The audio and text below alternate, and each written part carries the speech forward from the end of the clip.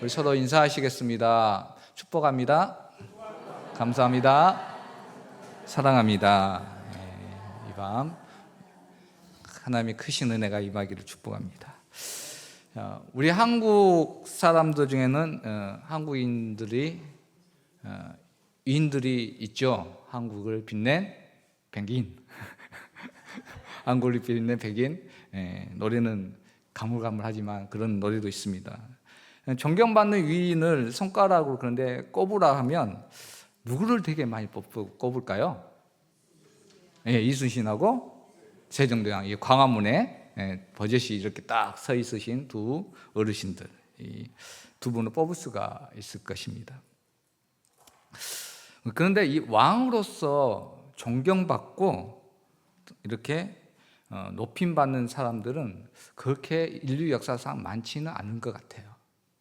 우리나라에도 수많은 왕이 있었잖아요. 근데 이 세종대왕은 그래도 이렇게 존경을 받고 있는 상황입니다. 참 정치 이야기 할 필요가 없겠죠. 참 정말 정치적으로 이렇게 잘하고 존경받는다는 것은 쉽지가 않는 것은 사실입니다. 그런데 이게 이스라엘도 마찬가지였던 것 같습니다. 오늘 열왕기서를 읽었는데 열왕기에는 수많은 왕들의 이야기가 나오고 있어요. 우리 성도님들은 그 많은 북이스라엘은 20명, 19명, 남유다에는 20명의 왕이 있었어요. 이 40여 명의 이 왕들 중에서 가장 이렇게 그래도 괜찮은 왕, 내가 본받고 싶은 왕, 존경하는 왕이 어떻게 기억이 되시나요? 이렇게 그렇게 많지는 않습니다. 열왕기에 나오는 북이스라엘의 왕들은 19명의 왕이 있었는데 19명 거의 모두가 다 악하다는 표현을 이렇게 판정을 받아요. 다 우상숭배에 빠지고 여로보암이 범했던 금송아지 우상숭배에 다 빠지게 돼요. 그래서 불합격 판정을 받죠. 하나님으로부터. 에우라는 왕이 있었어요. 북이스라엘에. 그는 어느 정도 이렇게 그래도 하나님에 대한 열심이 있었어요. 그래서 정교계획을 이끌려고 했지만 결국 그도 여로보암의 그 금송아지 우상숭배에 빠지고 맙니다. 남유다에는 그래도 좀 나아요. 남유다에는 그나마 선하다, 하나님 보시기에 정직하다라는 이렇게 평가를 받은 왕들이 그래도 몇몇 손가락에 꼽혀 나오게 됩니다. 그래서 이렇게 그래도 다윗 왕을 제외하고 그래도 유다에서 3명 정도 손가락으로 꼽을 수가 있어요. 성군으로 꼽혀지는 이 왕들이 있는데 그 세 왕이 바로 요사왓이라는 왕하고 또 히스기야 왕하고 오늘 읽은 요시야 왕 정도가 바로 성군으로 이렇게 그래도 괜찮다, 너 괜찮은 왕이다라고 평가를 받은 왕이 되었습니다. 그런데 이 세 왕 중에서 또 둘로 또 쪼개보면 2명만 더 쪼개보면 요사밧 왕은 또 종교개혁을 했긴 했지만 그는 한 가지 안 한 게 있을 수 있어요. 바로 산당 제사를 제거하지를 못해요. 그래서 산당 제사를 하면서 종교개혁을 했던 것 같아요. 그래서 요걸 빼놓으면 다 두 명 남죠. 그래서 히스기야 왕하고 그리고 요시야 왕 정도가 정말 이스라엘 사람들이 존중하고 이렇게 칭찬하는 성군으로 꼽혀지고 있습니다. 자, 이 히스기야 왕 하면 어떤 것이 생각이 나시나요? 아수르 왕이 쳐들어왔을 때 18만 5천 명 기도로 한 방에 그냥 다 죽이는 그러한 놀라운 기적이 있었던 왕이 바로 히스기야 왕이었습니다. 그래서 이 히스기야 왕이 표현하기를 그 전에도 그 이후에도 이런 왕이 없었다는 거예요. 그만큼 하나님을 의지하고 믿고 따랐던 왕이 바로 히스기야 왕이었습니다. 반면에 이 요시야 왕은 또 어떤 평가를 받냐면 좀 다른 차원으로 인정을 받게 돼요.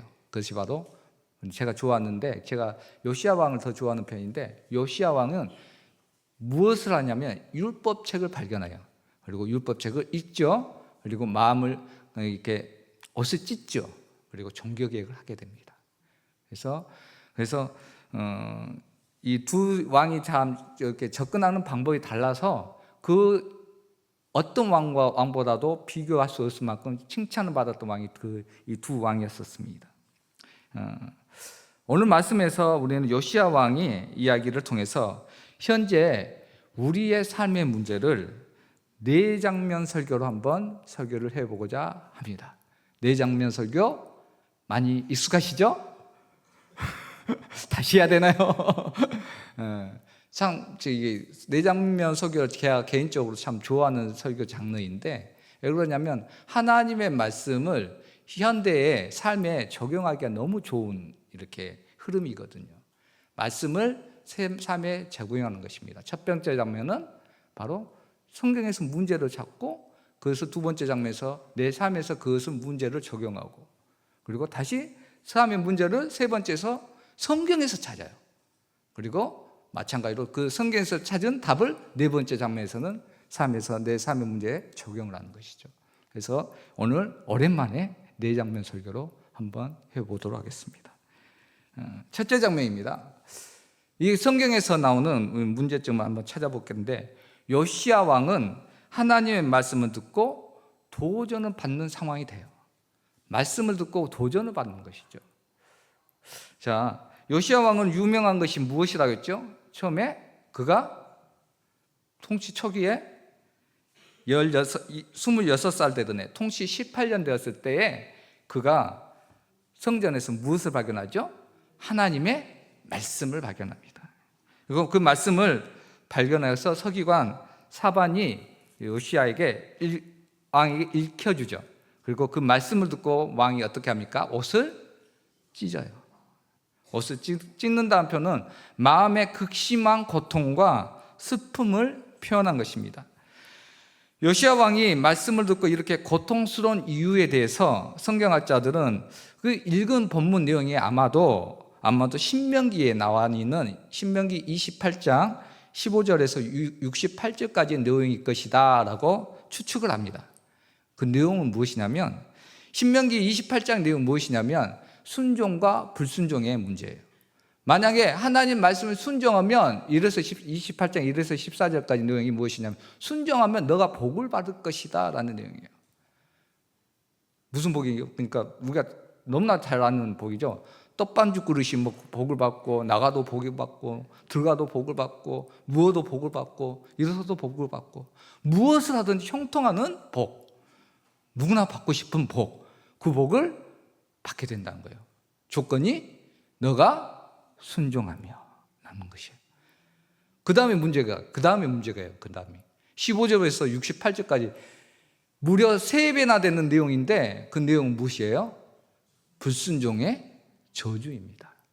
너가 순종하지 않으면 이러이러한 안 좋은 일이, 재앙이 닥칠 것이다 라는 내용이 빼곡히 나와 있어요. 근데 그 내용을 봐보면 정말 기가 막히게 그 요시야가 살던 시대에 맞아 떨어지는 거예요. 막 가뭄이 생기고, 애국역들이 쳐들어오고, 또 포로, 이러한 안 좋은 일들이, 재앙들이 있었던 것이죠. 그러니까 그래도 불순종하면 어떤 일이 벌어지냐면 너희들이 결국 망하게 될 것이다. 그리고 너희 후손들이 그 땅에서 뽑혀서 다른 나라로 가게 될 것이다. 포로가 될 것이다 라는 예언의 내용이 28장에 나와 있는 거예요. 그 말을 들으니까 요시야가 어떤 생각이 들었을까요? 요시야가 그 나라 상황을, 이 나라를 제가 봐보니까 이 산당 제사하고 우상하고 이렇게 하니까 하나님 말씀대로 살지 못했던 것을, 자기들의 당대도 그랬지만 선조들이 그래왔다는 것을 알게 된 거예요. 그러면 그 말씀에 비추어 봤을 때 그들의 결론은 무엇입니까? 망하게 됐구나. 이 나라가 망하게 됐구나. 그래서 옷을 찢은 거예요. 이게 망하게 됐구나. 이걸 심각하게 받아들인 것이죠. 그 말씀에 대해서. 그래서 이 그 고통으로 옷을 찢게 됐는데, 그리고 나서 더 정확하게 이 말씀이 어떻게 이루어질 것인가 불안하잖아요. 이게 망하게 될 것인데 내 때에 망하게 되면 엄청 고통받는 일이잖아요. 요시야 왕은 이게 시급한 거예요. 이게 만약에 내 때에 여기저기 쳐들어와서, 그때 사실 바벨론이 쳐들어오고 있는 상황이잖아요. 그러니까 이게 언제 망국이 깃들지 모르는 상황 속에서 답답해서 야, 너희들 빨리 가서 선지자들에게 이 말씀에 대해서 어떻게 이루어질지, 언제 이루어질지 한번 알아봐라 라고 부탁을 합니다. 그래서 이제 신하들이 여선지자 훌다에게 갑니다. 그래서 훌다에게 이러이러한 이야기를 해서 우리가 지금 이 말씀을 받았는데 어떻게 될 것이냐라고 물어보자 여선지자 훌다가 대답해 줍니다. 불행하게도 유다 땅과 유다 주민들에게 저주는 내려질 것이다 라는 말이에요. 황폐하게 될 것이다 라는 거예요. 망하게 될 것이다 라는 예언을 해줍니다. 정말 실망하지 않을 수 없는 상황입니다. 어떻게 그래도 좀 이렇게 다시 회성했으면 좋겠는데 그 방법이 없을까 하는 생각으로 갔는데 망한다 라는 거예요. 그리고 또 한 가지 예언을 하나 해줍니다. 또 한 가지 무슨 예언을 해주냐면, 그러나 요시야 너는 너 왕은 내가 내 말을 듣고 마음을 찢고 회개를 했기 때문에 내 당대에는 내가 나라를 다 망하게 하지 않을 것이다 라는 약속을 줘요. 그리고 또 한 가지 약속이 무엇이냐면, 너가 평안하게 너의 묘실, 너의 조상의 묘실로 들어갈 것이다 라고는 약속을 해줍니다. 그 말씀대로 이 말씀대로 그렇게 돼요. 사실은 요시야 왕에게는 은혜가 베풀어진 것이죠. 사실 이 말씀대로 이 후대에 요아스, 요야김, 요야킨, 시드기야 4명의 왕이 이제 쭈쭈리 나오게 됐는데 다 한결같이 하나님을 떠나요. 그리고 결국은 망하게 됩니다. 그런데 이게 망하게 되는데 당대에는 망하지 않았잖아요. 근데 중요한 게 이것도 정말 너가 평안하게 너희 조상에게 돌아갈 것이라는 말씀이 정말 이루어지는 거예요. 이게 어떻게 이루어지냐면, 다 그 자녀들, 그 후손의 그 왕들은 포로로 끌려가요. 사실 이집트로 끌려가고 바벨론으로 끌려가고 그럽니다. 시드기야 같은 경우는 눈알이 뽑혀서 끌려가게 돼요. 편안하게 죽지를 못하는 거예요. 그런데 요시야 왕은 평안하게 자기 조상들의 묘자리에 들어가는 것은 상당히 큰 의미가 있습니다. 열왕기에서 그들의 조상의 묘자리에 들어갔다는 것은 평안하게 하나님 나라 간다라는 의미와 비슷한 거예요. 아무튼 그가 이러한 이렇게 이제 예언을 말씀을 들었는데, 자, 여기 이 말씀에 대해서 우리가 한 가지 생각해 봐야 될 것입니다. 이제 그 요시야가 이 예언을 들었어요. 요시야가 이 말씀에 대해서 어떻게 반응하느냐에 문제가 남아 있는 것입니다. 무슨 얘기냐면, 이제 남유다에게는 하나님의 저주로 멸망하게 되는 것은 이미 정해져 있어요. 내가 바꿀 수 없습니다. 이 요시야 왕이 바꿀 수가 없는 일이에요. 므낫세의 그 악행으로 말미암아서 하나님이 반드시 이 유다 땅은 멸망하게 될 것을 말씀해 주셨어요. 아무리 내가 노력해도 하나님의 계획은 바뀌지 않을 것입니다. 그러나 요시야 자신에게는 하나님의 은혜가 있어서 나라가 망하지는 않을 거예요. 당대에는. 요시야는 이런 하나님의 예언의 말씀에 대해서 이제 어떤 반응을 보여야 될까?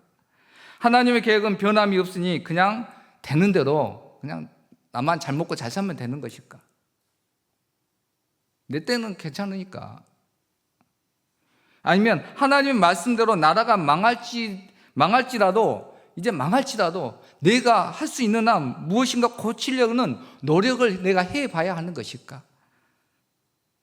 우리 성도님들이라면 이 두 가지 안 중에서 어느 것을 선택하시겠습니까? 해도 소용이 없다니까요. 망하는 것은. 뭐라고 사서 고생을 하냐 이거였죠. 이러한 선택의 문제가 남아 있습니다. 자, 이제 둘째 장면입니다. 우리는 세상과 하나님의 말씀 중에 선택을 하며 살아야 합니다. 요시야가 훌다의 예언에 대해서 어떻게 반응할지 결정을 해야 했습니다.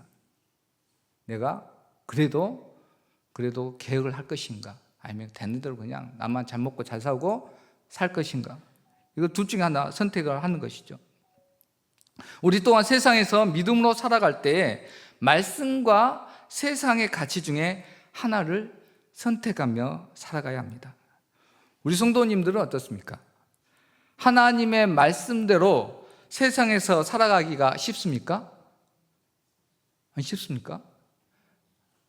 전 참 한편으로 너무 감사한 게, 제가 참 목회자로서 많이 부족하지만 하나님 보시기에도 부족하겠지만 내가 생각해도 부족해요. 근데 아무리 생각해도 너는 목회밖에 할 게 없다 라는 생각이 들 정도로 그런 생각이 듭니다. 그 무슨 얘기냐면 삶의 현장은 다르다는 것이죠.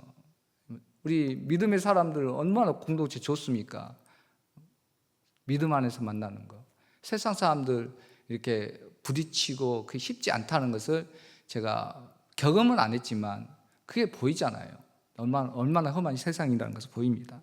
아무튼 본론에 들어와서 여러분, 세상 살이가, 믿음대로 살기가 쉽지 않죠.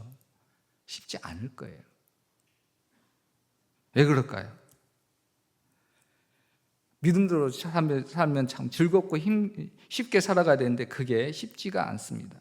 그만큼 세상의 가치와 생각이 내 생각을 꽉 잡고 있고 이 문화가 나의 신앙을 뒤흔들기 때문입니다. 그게 사실이에요. 세상의 가치가 너무나 목회자들마저도 이게 이렇게 동화돼 가지고 세속하다고 하죠. 그런 경우가 너무 많습니다. 언젠가 교회에서 이 음향 기계를 고친 때가 있었어요. 그래서 이제 일하시는 분이 나름 큰 교회 그 집사님이었던 것 같습니다. 이런저런 얘기를 하다가 이런 얘기를 그분이 해주세요. 같은 업종에 일을 하시는 분이 있었는데 이 업종에 하시면서 이 사람이 수완이 얼마나 좋은지, 수완이 좋다는 게 나쁜 의미였었어요. 사기를 너무 잘 친다는 거예요. 그 사람한테 안 넘어간 사람이 없었다는 거예요. 그래서 이 사람한테도 뜯기고 저 사람한테도 뜯기고 그래가지고 사기를 쳐서 결국 이제 뭐 고소를 당해서 이제 실형을 살았대요. 실형을 살고 감옥 생활을 하고 나왔는데 다시 그 업종을 해서 너무 잘 살더라는 거예요. 참, 그 사람, 제가 그래서 그 얘기를 했죠. 그 사람 참 철면피지 않냐. 그러자 일하신 분이 그렇게, 그래도 어쩔 수 없다는 거예요. 왜? 그 사람 실형은 살았지만 무엇이 있어요? 빼돌린 돈이 있었다는 거예요. 실형을 살면서 끝까지 지켜낸 돈이 있었다는 거예요. 뭐 수십억, 수백억이 됐겠죠. 이 돈이 있기 때문에 사람들이 뭘 하지를 못한다는 거예요. 접근하지도 못한, 뭐 욕을 못한다는 것입니다. 그래서 제가 말했죠. 그래서 아무리 돈이 좋아도 그래도 전과자가 되는 것은 좀 그렇지 않냐라고 이야기를 했더니 그냥 일하시는 분이 이런 말을 합니다. 우리 중에는 이런 말씀 하시는 분이 없기를 바라요. 목사님, 정말 그 사람 똑똑합니다. 똑똑해요. 우리 같은 사람들은 생각을 못하는 것을 생각합니다. 어떻게 해서든지 속이고 갈취하고 빼앗습니다. 정말 똑똑한 사람이에요. 우리 같은 사람들은 거짓말 못하고 그런데 이 사람은 그냥 눈 하나 끔빡 안 하고 거짓말하고 뺏어낸다는 것이죠. 속인다는 것이죠. 그래서 제가 말했죠. 그래도 그건 그렇고 세상 사람은 그래도 우리 집사님 그래도 우리는 예수 믿는 사람이니까 양심은 지켜야 되겠죠. 아멘. 이렇게 나와야 되는데 아멘으로 나와야 되는데 이 집사님이 이런 말씀하시더라고요. 목사님, 저도 할 수만 있으면 그렇게 하고 싶어요.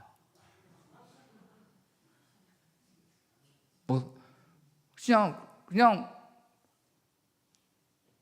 사기쳐가지고 좀 갔다 오고 한 번만 사기치고 한 번만 사기치고 갔다 오고 수백억 갖고 그러고 싶다는 거예요.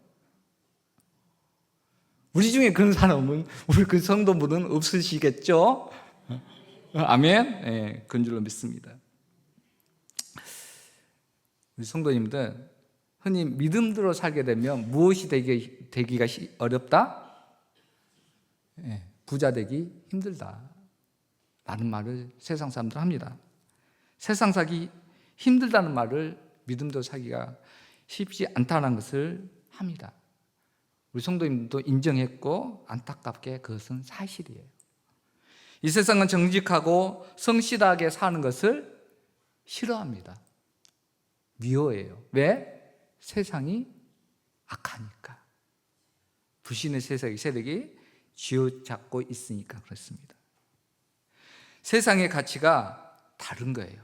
세상의 가치는 무엇이 먼저입니까? 지금 돈과 명예, 보여지는 것들, 성취되는 것들을 따지게 됩니다. 그래서 남을 속이더라도 요령을 피워서라도 돈만 벌면 되는 거예요. 세상 사람들. 세상의 가치와 성경의 말씀은 그래서 양립할 수가, 같이 있을 수가 없습니다. 그래서 우리는 믿음으로 세상을 살아갈 때 항상 말씀으로 말미암아 도전을 받게 됩니다. 이게 중요한 거예요. 우리가 믿음으로 산다는 것은 말씀으로 말미암아서 세상에 나아갔을 때 도전받는 삶을 살게 된다는 것입니다. 우리가 이렇게 예배를 잘 드리잖아요. 예배를 잘 드리고 나면 세상에 나가서 어떤 일이 벌어집니까? 하나님 은혜 잘 받았어요. 하나님 은혜를 받고 사랑으로 위로받고 힘을 얻었습니다. 하나님의 받은 말씀으로 새 힘을 얻었습니다. 그런데 그렇게 나갔을 때 세상에 나가면 어떻게 됩니까? 반드시 세상의 가치와 부딪힙니다. 예배 잘 드렸다, 은혜 받았다, 반드시 그분은 세상과 나가서 부딪히게 돼 있어요. 세상과 안 부딪혔다, 은혜 안 받으신 거예요? 아무튼 그렇지 않습니까? 하나님 말씀은 남을 속이지 말라, 탐심을 갖지 말아라, 너 이웃을 사랑하라, 원수라도 사랑하라, 이렇게 말씀하셨잖아요. 그 말씀 얼마나 좋습니까? 우리 안에서 예배 드렸을 때. 그런데 실상 나갔을 때는 이 말씀대로 살아가는데 어떻습니까? 부딪혀요. 원수 사랑하기는 내 가족도 못 사랑하는데 그런 경험이 많지 않습니까? 그게 실상이에요. 대부분 우리는 하나님 말씀을 선택한 경우에는 나중에는 모르지만 당장에 그래서 손해를 보는 것이 또한 대부분입니다. 예수 믿는 것을 자랑하고 드러내 보십시오. 세상으로부터 불이익을 당하는 경우가 종종 있을 것입니다. 세상에서 당장의 실패가 보이는 경우가 많을 것입니다. 예수 믿는 것 때문에.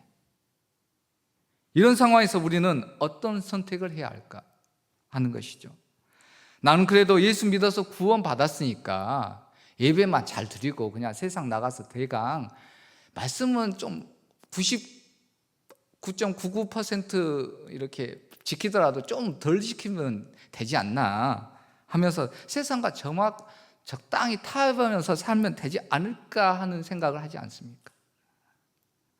우리 성도님들은 말씀과 세상 중에서 말씀에 사는 것과 말씀대로 사는 것과 세상의 가치 중에서 어떤 것을 선택하며 지금까지 살아오셨나요? 그리고 지금은 어떤 것 때문에 세상과 말씀 중에 갈등하고 있습니까? 자, 이러한 문제점을 안고 성경에서 답하는 세 번째 장면입니다. 세 번째 장면은 바로 요시야는 실패가 보여도 말씀에 순종하는 것을 선택한 것입니다.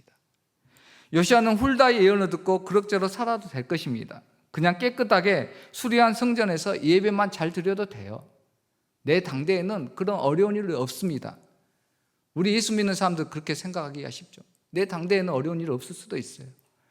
나 예수 잘 믿고 천국 가면 그것이지. 아무리 개혁을 하려고 해도 이미 유다는 멸망되기로 예정되어 있어요. 그런데 요시야는 실패를 두려워하지 않았습니다. 멈추지 않았습니다. 이게 놀라운 거예요. 그게 비결이 무엇이냐면 하나님의 말씀의 능력이에요. 그게 능력입니다. 우리가 예수 믿고 살아가는 데 있어서 이 능력이 있다는 거예요. 말씀을 받은 사람들이 이게 있기 때문에 실패하더라도 순종한다는 것이죠. 우리는 읽지 않았지만 열왕기하 23장 1절에서 23절까지 그가 어떻게 종교개혁을 했는지가 잘 나와 있습니다. 우상을 제거해요. 우상 제거하고 산당제사를 없앴습니다. 이 산당제사는 딱 두 명 없앴다니까요. 히스기야와 요시야. 이 두 명 왕밖에 없습니다. 요시야는 예루살렘뿐만 아니라 더 나가서 유다뿐만 아니라 북이스라엘까지 나가서 거기 사마리아 땅까지 가가지고 베델에 가서 우상을 제단을 헐어버립니다. 열왕기상에 그 내용이 나와요. 뭐 하나님의 사람이 거기 가서 제단에 가서 예언한 내용이 나와요. 다 헐어버릴 것이다. 요시야라는 왕이 나와서 그 예언대로 했던 사건이 바로 이루어집니다. 또한 요시야는 사사 시대 이후로 전국적으로 난 이 말씀 듣고 참 이스라엘은 말씀대로 살지 않는 나라였구나 하는 생각이 들었습니다. 이 사사 시대 이후로 전국적으로 제대로 지키지 않았던 유월절을 지키는 왕이 됩니다. 유월절을 지켜라겠어요. 그런데 사사 이후로 한 번도 안 지켰대요. 요시야가. 요시야 때 와서야 그렇게 거국적으로 전 국토적으로 한 번 지켰다는 거예요. 요시야 왕 때.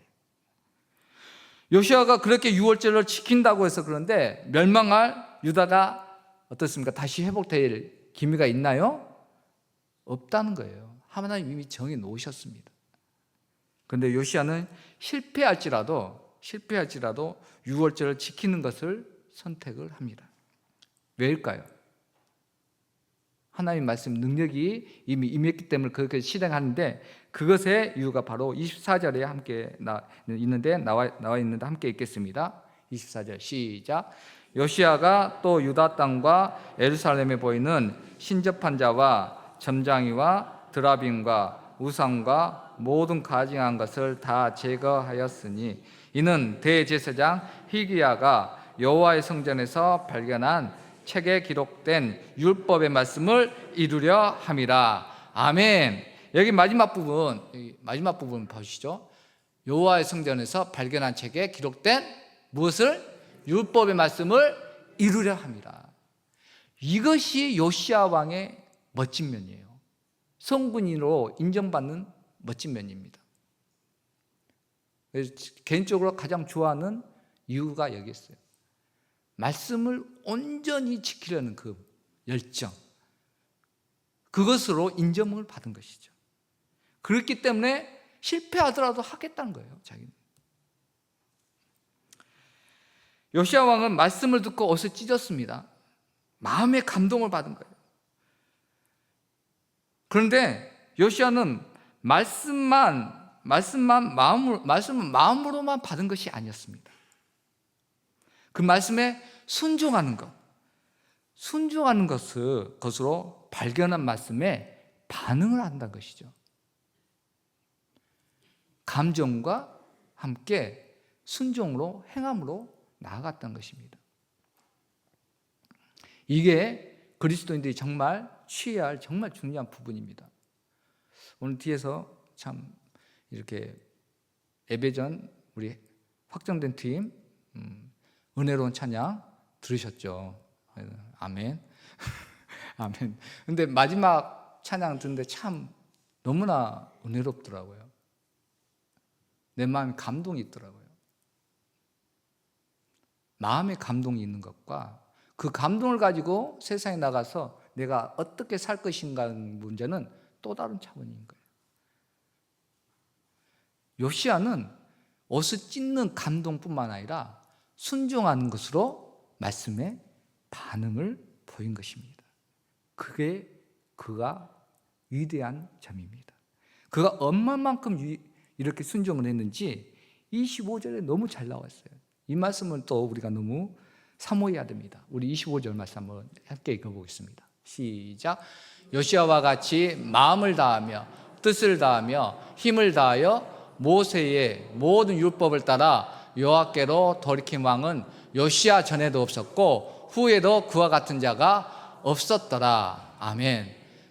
참 이 말씀은 저는 개인적으로 보면 참 부러워요. 여러분도 안 부럽습니까? 이 말씀을 들었을 때 정말 부럽잖아요. 우리 말씀 한번 다시 띄워 보실까요? 요시아 대신에 우리 한번 자기 이름을 한번 넣어서 한번 표현해 보겠습니다. 시작. 장원이가 같이 마음을 다하며 뜻을 다하며 힘을 다하여 모세의 모든 율법을 따라 여호와께로 돌이킨 왕은 장원이 전에도 없었고 후에도 그와 같은 자가 없었더라. 아멘.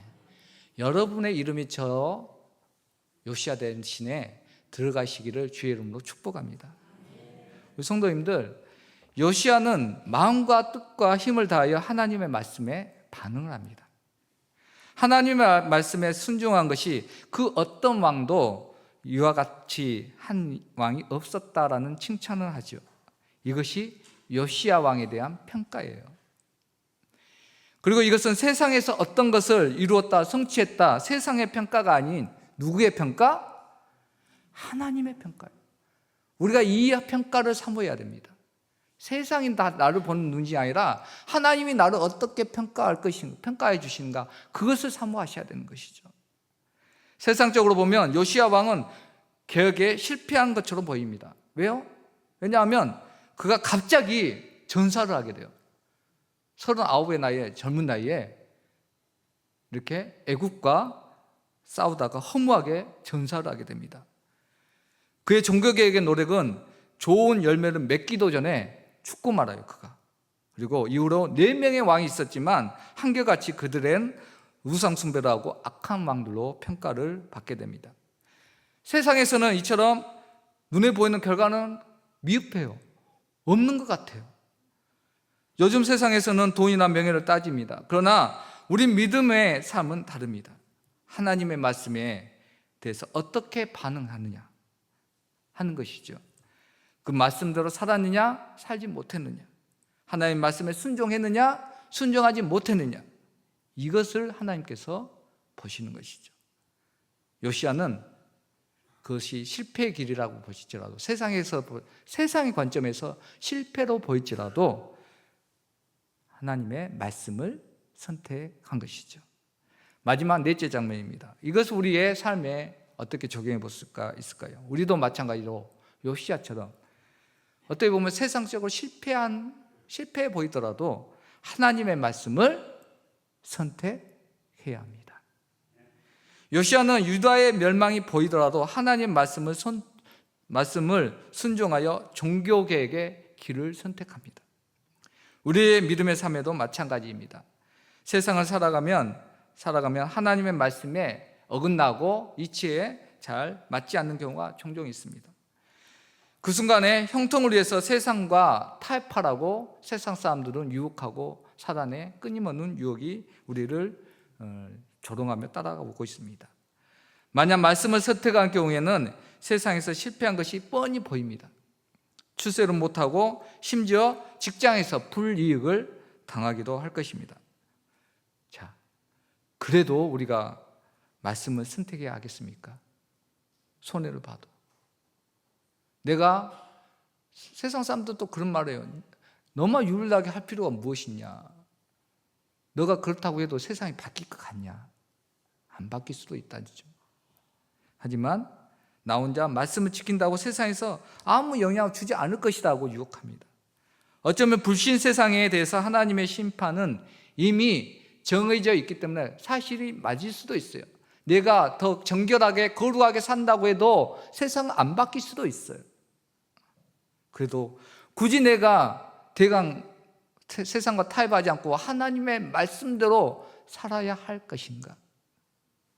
오늘 이에 대한 답은 요시아를 통해서 주신 말씀은 그래도 네, 그렇습니다라는 거예요.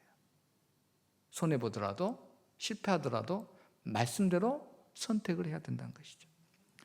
우리가 세상에서 실패하더라도 우리는 하나님의 말씀을 선택하고 순종해야 합니다.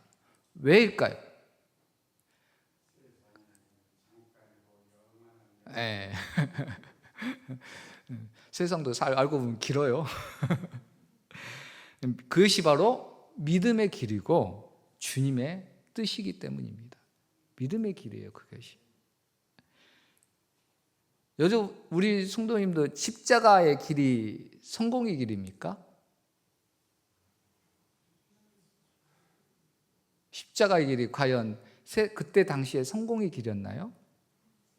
패배의 길이고 실패의 길로 보였습니다. 그런데 예수님이 그 길을 가셨어요. 세상과 말씀 중에 선택해야 할 일이 생긴다면 반드시 우리가 봐야 할 게 그래서 십자가입니다. 십자가는 하나님의 아들이신 예수님이 지실 필요가 없어요. 지실 이유도 없어요. 안 지셔도 하나님의 아들이에요. 그런데 지십니다. 왜 지시나요? 그것이 하나님의 뜻이기 때문입니다. 그리고 그 뜻대로 지셨기 때문에 우리가 그 은혜로 말미암아서 우리가 하나님의 자녀가 된 것이죠.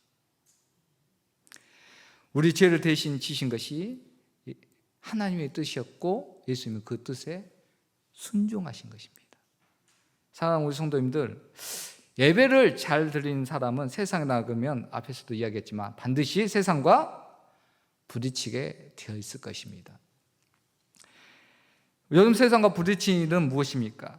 하나님의 말씀과 세상의 일 중에서 어느 것을 선택해야 할지 갈등하고 있다면 우리 오늘 말씀에 요시야의 선택을 기억하시기 바랍니다.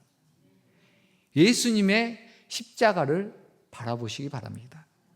실패한 것 같지만 하나님의 뜻을 따라 순종했기 때문에 그것이 승리의 길이고 성공의 믿음의 길이라는 것을 잊지 마시기 바랍니다. 항상 그래서 실패의 결과를 알지라도 우리가 온전한 믿음으로 온 마음과 뜻과 힘을 다하여 하나님의 말씀을 선택하고 하나님이 우리에게 주신 십자가를 지고 또 주님과 함께 걸어갈 수 있기를 예수님의 이름으로 축복합니다.